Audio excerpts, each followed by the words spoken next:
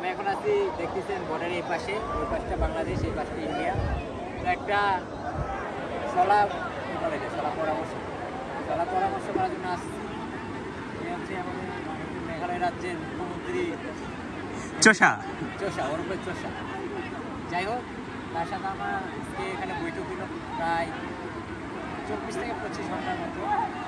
তাকে আমি বুঝাইতে পারি না, অনেক অনুরোধ বিনতি করার পরে তাকে আমি বুঝাইতে সক্ষম হয়েছি। ছেড় দেওয়ার পরে সক্ষম হয়েছি যে এই যে মেঘালয়ের যে রাজ্যটা আগামী 3-4 দিনের মধ্যে সে আমাকে লিখে দিবে, বিনিময়ে সে বাংলাদেশের উপর একটা করিডোর নিবে। আমি রাজি হয়েছি। আপনারা কি বলেন? আর করিডোরে চোষা আম সাপ্লাই হবে।